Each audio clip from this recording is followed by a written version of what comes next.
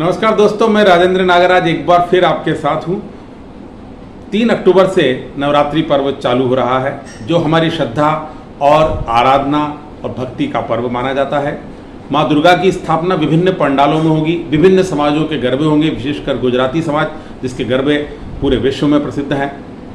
मैं इस पर्व पर इसकी गरिमा को बनाए रखने के लिए कुछ नियमों पर आज आपसे बात करना चाहता हूं और तमाम आयोजकों से और गरबा में भाग लेने वाले सभी लोगों से मैं ये अनुरोध करना चाहता हूं कि वे इन नियमों का पालन करेंगे तो निश्चित रूप से इसकी जो गरिमा है वो हमेशा बनी रहेगी। सबसे पहला बात तो मैं आपसे जो कहना चाहता हूं वो ये है कि किसी भी स्थिति में इन आयोजन स्थलों पर, पंडालों में फिल्मी गीत का नहीं बजना चाहिए, डीजे पर या कि साधारण माइक पर भी, कहीं पर भी ना तो इन गीतों पर और ना ही इनके ऊपर आधारित किसी पैरोडी पर जो भजन बनाए जाते हैं उनके ऊपर भी गरबे नहीं होने चाहिए।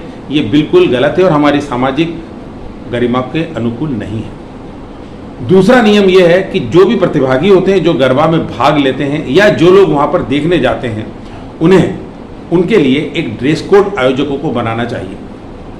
जो पुरुष वर्ग हैं उनके लिए ये आवश्यक रूप से रखा जाए बात कि वे कुर्ता पजामा या शर्ट पैंट पहनकर ही जाएं, कि वे लहंगा, सलवार सूट या साड़ी में ही गरबा करें।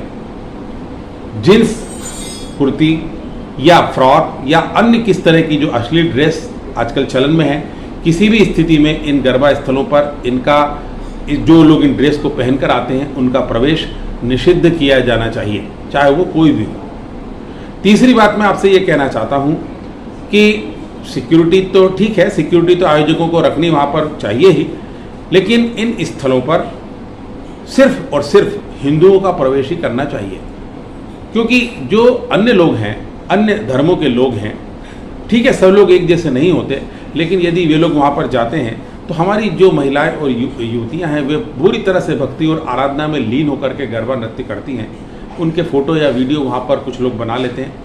यद्यपि इस तरह की हरकतें समाज के लोग भी कर सकते हैं, लेकिन उसकी संभावना बहुत ही शून्य होती है, नगण्य होती है, क्योंकि वो एक पूरी तरह से पारिवारिक माहौल होता है। और चौथी और अंतिम बात जो मैं आपसे कहना चाहता हूँ कि किसी भी स्थिति में कोई भी पुरुष वहाँ पर शराब या तंबाकू खाकर के प्रवेश न करे, क्योंकि शराब पीकर के व्यक्ति किसी भी तरह की अश्लील हरकत वहाँ पर कर सकता है।